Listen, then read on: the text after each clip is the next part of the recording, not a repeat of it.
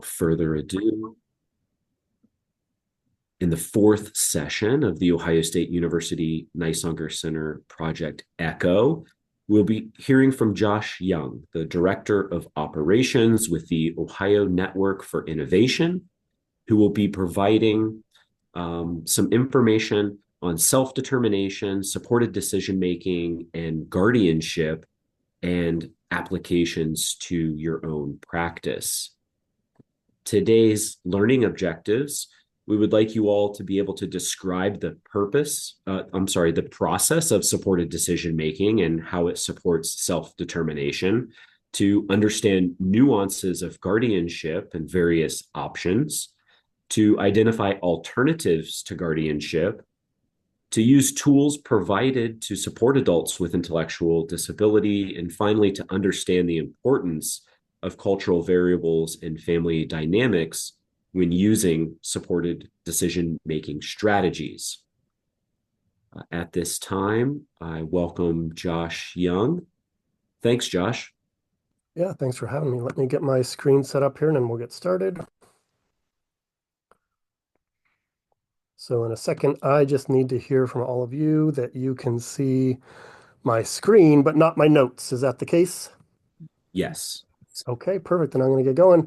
I always am privileged to be invited to talk here, but I also always cut my my slides really short because I get 25 to 30 minutes to cover all those objectives. So I will talk kind of fast. Please feel free to interrupt me if you need to. But we're going to talk about supported decision making today. And for some of you, you've heard what it is. You've maybe even used it, practiced it. Some of you may have questions about what it is. So supported decision making is three things. One, it's a worldwide movement. It's been happening for quite a while now. There are countries in the world that are doing it really, really well. There are states in our country that are doing it really well, even changing their laws to make sure that it happens. Number two, supported decision making is a less restrictive alternative to guardianship. It's a way to support people to make as many of their own decisions as possible without removing their rights to make those decisions. And number three, supported decision-making is just a natural part of life. We all do it, whether or not we call it supported decision-making. Anytime that someone asks for help to make decisions in their life, asks for additional advice, some guidance, some things to consider before they actually make the decision, that's using supported decision-making. So if you're making a decision about whether or not to change jobs or an important medical procedure, investing money, your finances, retirement, where to move, new car to buy, relationships, anything like that, you're using supported decision making. We just have this habit of coming up with these special terms when it applies to people with disabilities that make it seem different than what it is for people without disability. So supported decision making is just asking for help to make decisions when we need it. So I want to frame it first in the context of accessibility. So when you think of accessibility, when I think of accessibility, when most of us think of accessibility, we have some common images or examples that we can think of. One of the ones I like to use as an analogy is if you are using a wheelchair yourself, or if you are out in public with someone who uses a wheelchair, and you're walking around and you see a store you want to go into, but it doesn't have a ramp. And that person who's using a wheelchair wants to go into the store, but it doesn't have a ramp. We don't turn to the person using a wheelchair and say, I'm sorry, you don't have the right to go into that store. Because of course they have the right to go into that store. What they need to exercise that right is support or accommodations. So supported decision-making is about doing the exact same thing just for decision-making. Just because somebody needs support to make their own decisions doesn't mean they don't have the right to make their own decisions. So that's sort of the frame through which we want to view supported decision-making. So let's do this in three parts first. Let's look at self-determination. So why does it matter? Well, let's define it first. There are lots of long, complicated definitions of self-determination. We're going to break it down into three components. The first is autonomy. And instead of autonomy, we're just going to call that control. So that's that feeling that you have choice, that you can be intentional about things. You can take action. You can actually change something. So simple example, you don't like the food you're eating. Stop eating it and get something else, or ask for something else. That's an example of having control over your life and your decisions. But of course, that extends way beyond food to other decisions in life. Next one, competence. We are just going to call that capability. This is having experiences that lead us to get good at something, to feel confident in what we're doing. We don't have to be perfect in order to be competent, but confidence and competence often go hand in hand. When we feel like we have the skills that we need, we're more likely to take actions that help us achieve those goals. Otherwise, we can be passive, reluctant, or just not take action at all. And we're going to revisit this in a little bit, but you got to suck at things before you get good at them. And one of the habits we tend to have in our systems is preventing people from making mistakes. Well, if we don't get to make mistakes, if we don't get to suck at things first, then we really don't get good at them. And it becomes a self-fulfilling prophecy. Well, you can't do that because you'll make a mistake, a bad mistake, and then you don't get experience to try it. So then you don't get good at it. And you still can't do it because you'll make a mistake or you don't understand it. So we have to find opportunities for people to have experiences to develop capability and some sense of competence and confidence around their skills.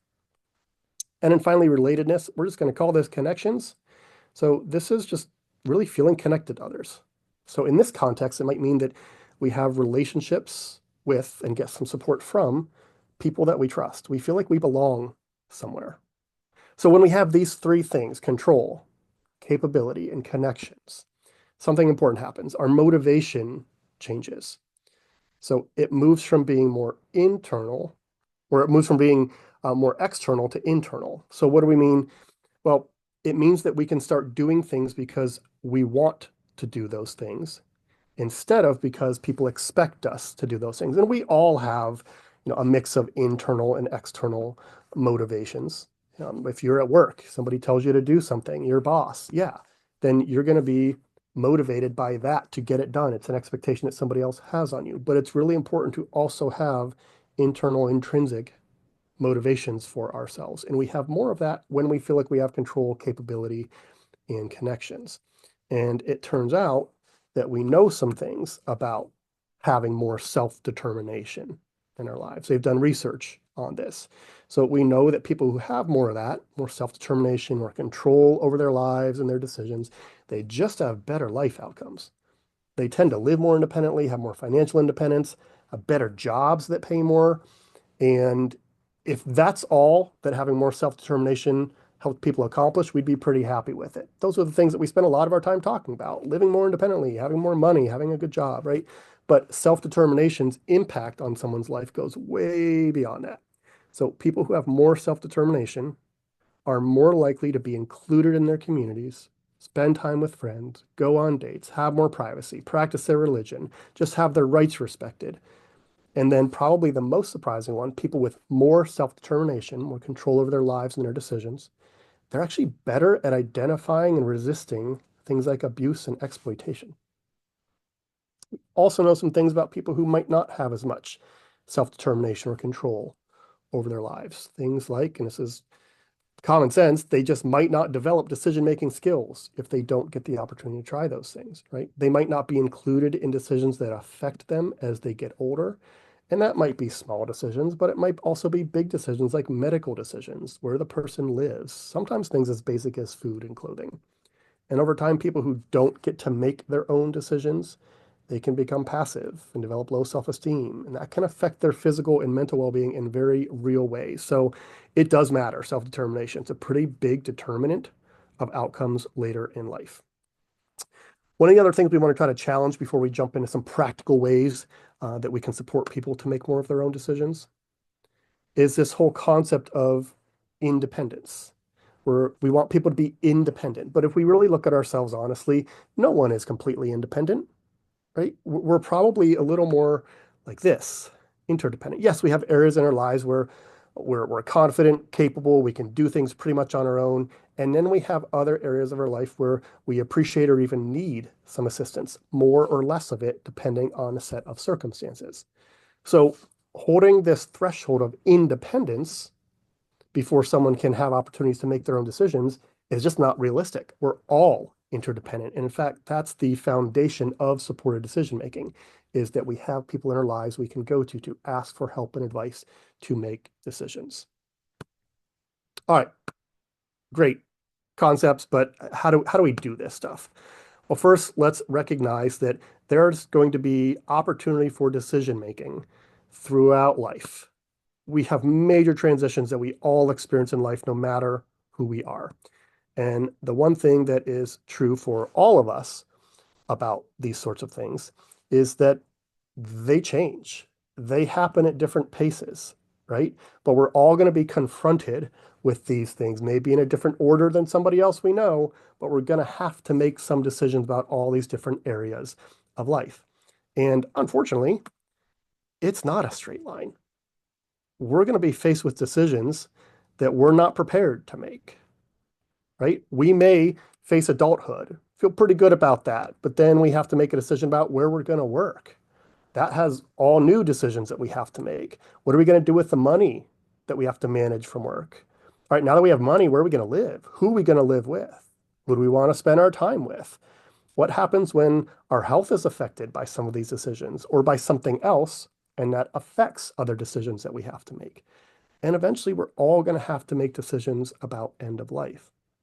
So it's not an A to Z. It's often irregular. So the better prepared we are to make these decisions, the better experiences we can have. So what are some things that we can help people do? First, just prepare. Just know that we're going to have these decisions to make. Obviously, if we can foresee upcoming decisions and talk through them, like, yeah, you're transitioning to adulthood.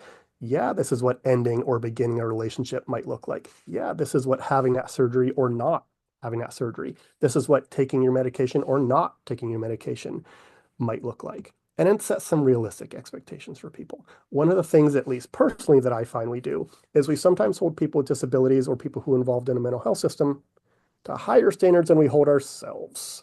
So people with disabilities are allowed to make mistakes. They're allowed to cuss. They're allowed to swear. They're allowed to have sex. They're allowed to do all of these things that anyone else is allowed to do, right? But sometimes it doesn't feel that way in our system. So make sure we're setting realistic expectations and small goals. And make sure that people know they can ask for help. We're going to revisit this in a few slides, but some people don't even know that they can ask for help or what kinds of help they can ask for.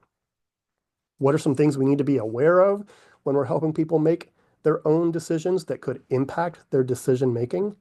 Well, their age, right? Depending on how old we are going to be faced with different decisions, but that's also related to experience. We may be a certain age and still lack some experience that would help us make a decision. Some of us have lived with parents for a long time before we move into our own place or before we have our first relationship, whatever the case may be. So experience matters as well. But a lack of experience doesn't mean that a person doesn't have capacity to make a decision. Also resilience, and you probably all are very familiar with that, but the level of resilience that a person has can really affect their ability to navigate decisions. And then their support network. Who do they have around them they can rely on for help to navigate these decisions? All right, the three things that we can all do to help people make more of their own decisions. Number one, assume capacity. So sometimes we view capacity like this. It's all or nothing. The person either has capacity to make their own decisions or they do not. And we do this with other things too, like high and low functioning. Right? There's probably better language that we can use that doesn't limit us to one category or the other. So when it comes to decision making, capacity isn't static. It isn't the same all the time. Our capacity to make decisions depends on the circumstances. What kind of decision is it? Is it something that we know a lot about or something that's new or confusing to us? When we're being asked to make the decision, are we under a lot of pressure, sometimes unnecessary pressure, or do we have enough time to think about it and process the information? So instead of all or nothing, a more holistic approach to thinking about capacity is probably this. There are going to be decisions in our lives that we feel well prepared to make. We have the experience, the knowledge, the resources to be able to make those decisions pretty independently. And then there are going to be decisions in our lives where we don't have as much of those things, and we're probably going to need some help. Again, that doesn't necessarily mean that we don't have the capacity to make those decisions, only that we need some kind of support or accommodations to be able to do so. If I'm making a decision about what dog I'm going to get next, I'm pretty good there. I grew up in a family that owned and loved dogs. I'll just ask my aunt what she thinks about the shelter down the street, if it's legit or not. That's about it. But if the decision I'm making is about what to do with my retirement or investing money, I need a whole different level of support for that. I need somebody to break it down in very simple terms, hopefully use visuals to help me understand, and then probably tell me several times before it sinks in. That doesn't mean I can't make the decision. It just means that's the kind of support I need to be able to make the decision. There is a tool out there. There are lots of tools, but this is one I like to share that helps us think about a person's capacity to make decisions. This is not a legal tool. This is just something that teams can use. It's from Chart in a Life course, if you're not already familiar with it. It's a great community of practice with lots of tools to just navigate life. But this is the tool for exploring decision-making supports. It breaks life into different domains. So there's social, spiritual, employment. You can see their healthy living. And it asks in each life domain a series of questions about the decisions that we're typically faced with in that life domain. And then we're supposed to respond with, can I make this decision with no extra support? Can I make this decision if I get support and the right kind of support? Or is this a decision that, at least right now, I need someone else to decide for me?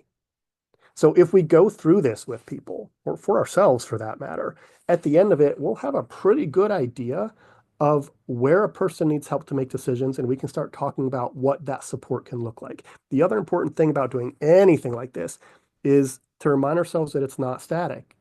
Just because we do something like this, we have a conversation like this, doesn't mean that this holds true for the rest of the year or certainly for the rest of the person's life. Given the opportunity and the right kind of support, people can learn decision-making skills. So revisit this because we might find that the person needs more or less support later on. All right, second thing we can do, ask the right questions, which is going to mean sometimes challenging misconceptions. So this is where we're going to talk a little bit about guardianship. There are a lot of misconceptions about guardianship. One of them is parents have to get guardianship of their son or daughter when they turn 18. That's not true.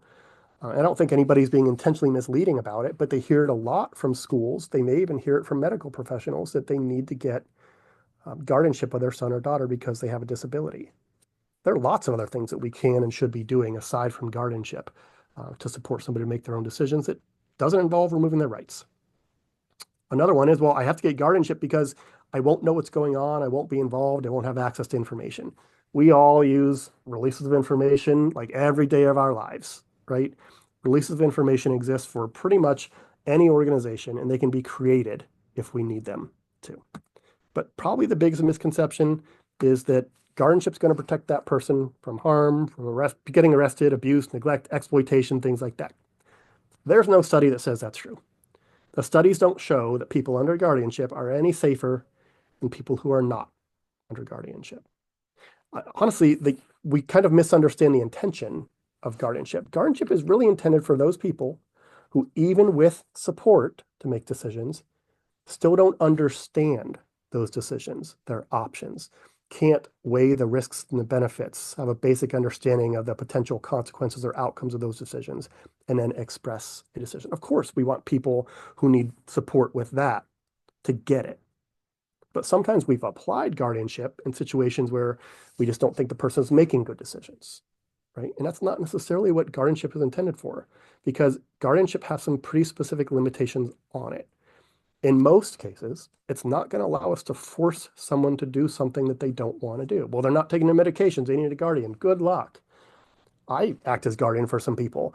I can give consent for them to take their medication. That doesn't mean they're going to take their medication. It doesn't allow me to force them to go to their medical appointments either. It also doesn't really give me the authority to prevent them from doing things that they are dead set on doing. Now, in some situations it does, but if they really want to go visit with this person, but I don't like them, don't think they're a good influence, if I'm not there, what am I going to be able to do to stop them? I usually share a story here about somebody I used to work with who had a guardian. We were in a meeting, and the first thing he says to his team is he wants to donate his plasma.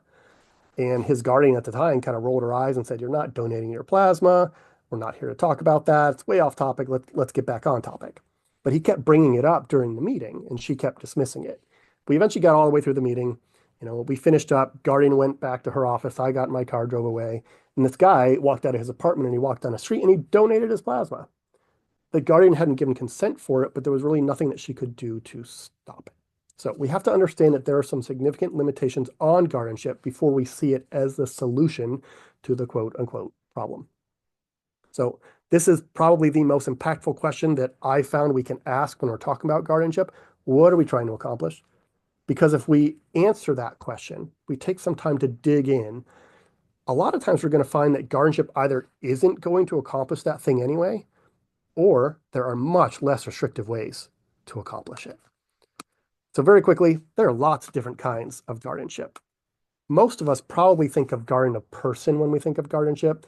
That's someone else who's appointed to make those day-to-day decisions, often about medical treatment or placement. And yes, that's one kind of guardianship. But there's also guardianship of a state, where someone is appointed to manage that person's assets, their finances, their personal property. Emergency guardianship, something's going to happen in the next 72 hours and it's going to be really bad. We can apply for emergency guardianship and it's temporary, where someone can step in and make decisions for the person if necessary. It can be extended as well, but that's how emergency guardianship works. Limited guardianship, we probably don't use very much, or as much as we should. Limited guardianship means, yes, a person probably needs someone to make some decisions for them in their life. But let's not remove all of their rights when the kinds of decisions they need someone else to make are just medical decisions. Then let's appeal to the court for a medical guardian, someone who only has the authority to make medical decisions for this person. That person retains their rights to make all other decisions in their life. And then finally, restoration. It's not a kind of guardianship, but it's something that we should be aware of, that just because someone has a guardian doesn't mean that they have to have a guardian for the rest of their life. And we're going to see that in a few slides here. Here's what the Ohio State Supreme Court says about guardianship and capacity and best interests. I share these slides because they are pretty frequently surprising to people. The Ohio State Supreme Court says that a person who is incompetent, and that's the language they still use, generally still has the capacity to make non-life-threatening decisions. So just because someone has a guardian does not necessarily mean that they can't or shouldn't be involved in decision-making, and that they have the right to participate in those decisions that affect their lives and have their needs, their desires, their preferences considered. So yes, what's important to them? What's their family history like? What about their culture, their routines, their traditions? All of those things should be considered when helping someone make a decision. The guardian's role is really to assist that person with decision making and to advocate for services that are focused on that person's needs and in their best interest. The court also says that you should consult with the person when you're making these decisions and should make the decision based on what you think they would want. Not on what you want for the person, but what they would want if they could make that decision themselves. They go even further to say, figure out if they have a preference.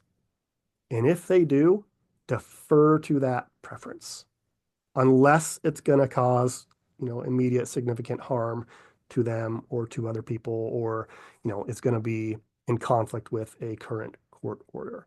So that's something that I don't think a lot of people are aware of, but that's really what the court is advising guardians to do, is figure out if the person you're a guardian for has a preference. And if they do whatever you can to make sure that that's what you give consent for, unless it's going to result in harm. And finally, if this is a person who was never able to make decisions for themselves, then who else around them knows them, has a good sense of their moral views, right? What other significant relationships do they have? What other preferences might they be aware of that we need to know as guardian? The other thing that everybody needs to know is that the court is always a superior guardian. If I'm appointed as guardian, it is at the judge's discretion. So the judge can always overrule me, call me back in, cite me on things, remove me as guardian if he or she does not like the way that I'm practicing guardianship or helping the person make decisions. There's also Rule 66, which says that a guardian should seek to limit or terminate the guardianship if the person's ability to make decisions has improved. And we talked about that. With the right support, people can learn to make decisions. If there are less restrictive alternatives available, you'll see that in a minute. Or if this full guardianship is just no longer benefiting the person. So sometimes we think of guardianship and now supported decision making as mutually exclusive, and they shouldn't be. In fact, we should think of it more like this. Yes, even if guardianship is in place, there are going to be many opportunities to look for supported decision making. Where can we help that person make decisions about their own life? All right, we have to ask the right questions, which means we have to be knowledgeable. I'm not going to go through all of these in depth, but we need to know what else is available. What are those less restrictive alternatives? Like a payee. If somebody needs help to manage their benefit money, start with a payee instead of a guardian. They can help them pay their bills and even have some money available for other things that they want. A trust fund, if they have a lot of money available, I wouldn't be able to manage a ton of money. I would probably need a trust fund. Power of attorney for medical decisions or financial decisions. This doesn't remove the person's rights. I can use a power of attorney voluntarily and appoint people to make decisions for me if and when I no longer have the capacity to make those decisions. But I can limit the scope of that person's authority as long as I still have capacity. I can change that person. So look at a power of attorney before we look at something like guardianship. Supported decision making is what we're talking about here. In Ohio, the chosen representative is an option available to anybody who receives intellectual and developmental disabilities services. I can appoint someone to make some of those decisions for me, specifically as it relates to my DD services. So not for mental health, not for other medical stuff, but about my providers, about my waiver, about my ISP, and that's voluntary. I don't lose my rights to do that. We talked about limited guardianship. We should probably explore this a lot more often. Technology. Um, I use an Alexa at home. If I'm cooking on a stove and I walk away, I will forget that I'm cooking on the stove. I tell myself, it's not going to happen this time. Happens every single time. But when I leave now, the kitchen, I say, Alexa, set a timer for 8 minutes. And then Alexa reminds me 8 minutes later to get back into the kitchen. If I didn't use my Alexa, I would forget, have forgotten. And then many people would say, I don't know that you should live alone. Or at the very least, I don't know that you should cook by yourself. But because I use something like an Alexa, I can make better decisions. I can live a little more independently. So there's tons of technology out there, not just Alexa, that we should be exploring as ways to support people to make their own decisions. And we talked about a release of information. So use any combination of these that's going to work for a person. You don't pick one and just hope that it meets all of the needs. Maybe I do need help to manage my benefit money. Great, a payee. Let's start there.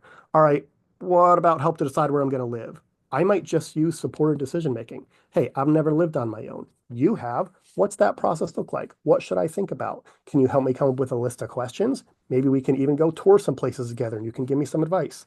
All right, but let's say I forget to take my medication. Again, Guardian's not going to fix that. How about just a timer on my phone? Let's start there. And then, of course, there are all sorts of devices that can help me with medication or with a calendar to remember my appointments as well. All right, so supported decision making. What is it? It is about helping people make informed choices, not just making their own decisions, but really understanding their decisions, being able to weigh the risks and the benefits, and then providing creative support. It's going to look different for everybody. The kind of support I need is going to be different from the support you need. And the kind of support that any of us needs is going to look different depending on the kind of decision we're trying to make. And then sometimes this is the hardest one, but respect the decision that they make. What is it not? First, it's not a magic wand. It's not going to fix everything. Oh, we got problems with decision making. We're just going to use supported decision making. No, it's not how it works. It's also not about exercising undue influence. Well, do you want to go live with Roger or do you want to come live with me? Now, we're influencing somebody, right? And we all do that, and we've all experienced that. But we really have to check our biases here and not exercise undue influence, but present things objectively to people and then give them more information when they need it. It's not about preventing bad decisions. Sometimes, even when we do supported decision making, someone's going to make a decision that you don't agree with, that the rest of the team doesn't agree with, maybe that no one else agrees with. That doesn't mean supported decision making didn't work, because supported decision making isn't about substitute decision making. It's about helping this person learn how to make as many of their own decisions as possible. All right, finally, creative support. This is what it looks like. I'm the decision maker. I get to choose my supporters. Help people identify who they can choose as supporters. Do they have family members? Do they have coworkers or friends that they can choose? Professionals, you would probably count yourselves among the professionals in their lives that they could ask for advice. And sometimes we're going to go to some people for help with certain decisions and not others. I usually show the example about my mom. She's a social worker, she's been a social worker her entire life. If I have a decision to make about my career in social services, it's probably a good person to ask. If I have a decision to make about my romantic relationships, I am not going to my mom. She does not have a good track record, and she knows it. She's not even offering the advice, right? So different people for different kinds of decisions. Who else do we have?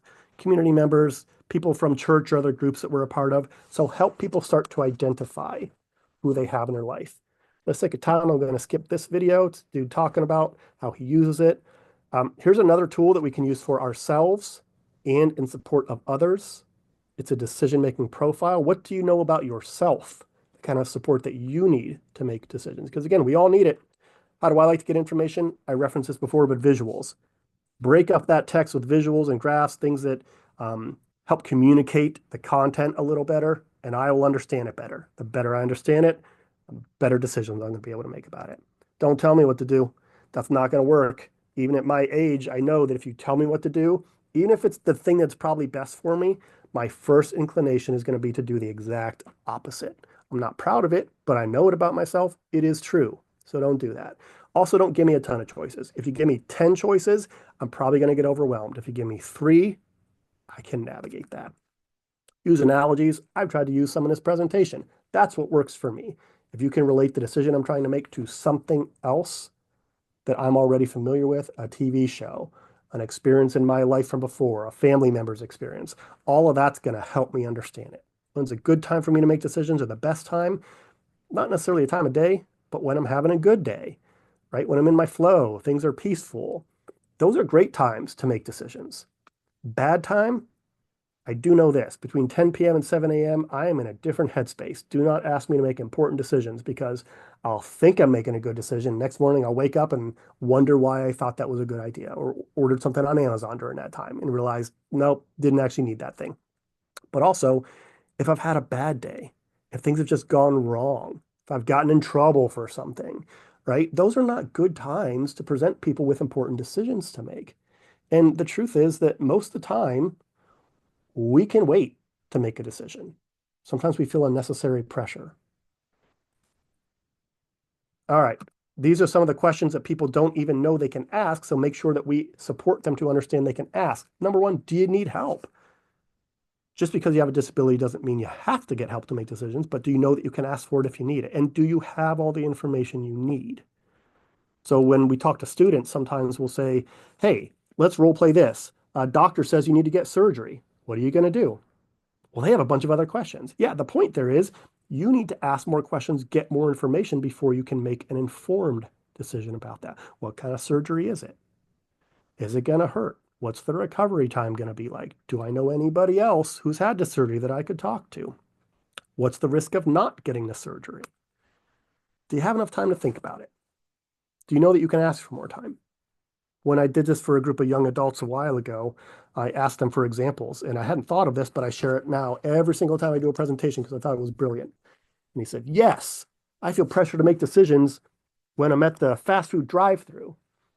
And I thought that's completely accurate, especially if you haven't been there before, or it's been a while since you've been there, you don't know what you want, you got a line of traffic behind you, and you feel pressure to make a decision. You might order something that you didn't really want just because you felt like you had to. So that's at a fast food restaurant. What about at an IEP meeting or an ISP meeting or any sort of other care planning meeting? Do you know that you can, one, ask for more information and two, ask for more time to make that decision? A lot of people aren't aware that they can because there's this deference to other people in positions of authority. And I'll speak as a person who has a disability. Sometimes it can feel like everyone else has more authority than me. And if everybody else has more authority than me and I'm deferring to people who have more authority than me, when am I actually making decisions for myself? Right? So I can ask for more time. Is anybody telling me what to do? Not necessarily a bad thing, but what are the motivations? of that person? Is this an expert who knows what they're talking about, who has my best interest in mind, or is this somebody else who wants me to make a decision that's going to benefit them? And then, do I want to change my mind before I follow through with this? Do I know I can change my mind? I know I'm running out of time, so I'm just going to try to finish up really quickly here with strategies for supporters. I'm not going to go through all of these, but these are some examples. So yeah, change complicated information, whoops, into words that people can understand. Try to explain a Medicaid waiver to somebody without using jargon. The number of acronyms and initialisms that we use in our systems, are we taking the time to really explain things to people in a way that they can understand? Because if we're not, then they're probably not going to be able to make an informed decision. I think the last recommendation I heard was, like third or fourth grade language, not just for people with disabilities, but for everybody. If that's the level of language that we're using, then most people are going to be able to understand. But of course, it depends on the person and the situation. Pros and cons. This is a really simple approach to helping people make decisions that gets overlooked a lot. Let's just make a pros and cons, a risks and a benefits list. Pictures, video, other media. Again, I'm a visual person. You can give me a long manual. I'll read it. I'll read the same paragraph over and over and over again, waiting for it to sink in because I'm bored out of my mind. But if it's in a video, or if there are graphics or pictures to help me understand, I'm going to absorb it better and make better decisions. Help people look up information, tech. I'll end on the tech, I think, because I know I'm at about time. There's so much stuff out there. I think that we are doing a disservice to people if we are not exploring how we can use tech. Are there some caveats? Of course, with everything there are caveats. So I'm just going to give you one example of how you can use something like AI to help people make more of their own decisions. You can put scenarios out there. Again, you're not giving people's specific information, HIPAA information, any of that, but you can put generic scenarios out there to try to get some advice. I did this one. My friend asked me to go see a movie tonight. It starts at 9 p.m., but I got a basketball game that starts at 6:30 p.m. That's not going to be over till 8. I also have to work tomorrow at 8 a.m. So should I go see this movie with my friend? In this particular case, they're not going to tell me what to do, but they're going to give me a lot of things to think about so I can make my own decision. So when you look at these and think, is this the kind of advice you would expect from someone else if you asked them? Or is this the kind of advice that maybe you would give to somebody else? And in most cases, I think it is, right? Consider your physical and mental well-being, the commitments that you made, how important is quality time with friends? Can you communicate with your friend, maybe come up with a different plan? Last thing, we do a lot of work now with play, helping people role play, find ways to practice decision making that involve play, because they learned that it takes 400 repetitions to develop one new synapse, or 12 of them if you do it with joy and laughter and play. So the more that we can frame decision making or practice decision making with play, role play, fictional settings, things like that, the more it's going to sink in. We're going to change our brains when we do that. It's going to help people make more progress. So I'm going to cut it short there because I know I am out of time, but any comments, questions about anything else that I talked about?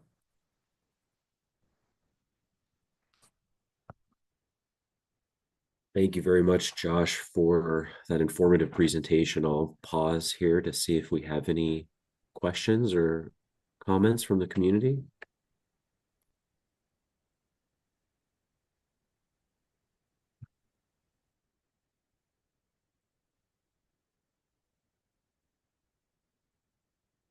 Feel free to use the chat if you'd like to add a question for Josh. I would like to emphasize all of the decades of research that's been done on self-determination as an effective predictor for positive transition outcomes, and even more so breaking it down into different components because it is quite complex. It involves setting goals, making decisions, and as you mentioned, those are skills that we learn. We can't assume that people are born into the world with those capacities. But giving people that sense of autonomy and independence, and even now they're looking at the psychological empowerment of that ability to make decisions and um, drive change in your own life is so powerful. You had mentioned also a specific tool in charting the life course. In 2 weeks, we'll be having a presentation from our very own Aaron Harris to dive a little bit deeper into that. So thank you for that shout out. Um, and then my last point of emphasis from the presentation was that presumption of competency. I hear that a lot with students that I'm working with when they're dealing with faculty members who treat them differently because they request accommodations or something that could support their success. We have to presume capacity in folks, but also know that we're training and teaching those skills around decision making. We do have two quick questions here, and then we'll move on to the case. From in the chat here, we have Josh. Do you have any resources that we could give to guardians to help them understand their role and limitations of the role? Yeah, got a bunch of stuff. What I'm going to do for the sake of time is put my email address in the chat, and then anyone who wants to reach out is welcome to. But yeah, the Ohio State Supreme Court's guidance is actually in a document that you can give to guardians to help them understand those expectations. We also have several presentations we do about the roles and responsibilities of guardianship that breaks it down in a way that is often surprising but more empowering for guardians. And maybe just a lightning round here with two quick questions. What about persons experiencing mental illness crises? What are some ways we can support them find healing? Yeah, so I think that you probably hear this a lot. This is going to depend on a specific person in those circumstances, right? If you want to look at sort of more formal tools or approaches, and this gets some criticism, but I'm just going to throw it out there as an option that you can at least explore. Um, there is, I forget exactly what it's called, but it's for Ohio, like an advanced directive on mental health. So it basically allows someone to appoint someone else to step in and help them make decisions if they're experiencing a crisis, but it doesn't take away their rights permanently. So, a doctor would have to determine, yep, this person's in crisis or they currently don't have capacity, and then this other person can come in and help make those decisions. But when the doctor determines that they have regained capacity, then they get their rights, or not their rights back, but they have the capacity then to make those decisions. Again, it's gotten some criticism in the state, but it's something that you can certainly explore. And beyond, without knowing more details about that situation, that's all I can offer right now. And are we taking away their rights when we seek treatment for them? I think that depends. Um, I think you can support someone and let them know what their options are and encourage them. But again, it depends on the specific circumstances and details here. Thank you again, Josh, very much for presenting today. Josh has put his email in the chat for anyone that would like to follow up for specific resources. At this time,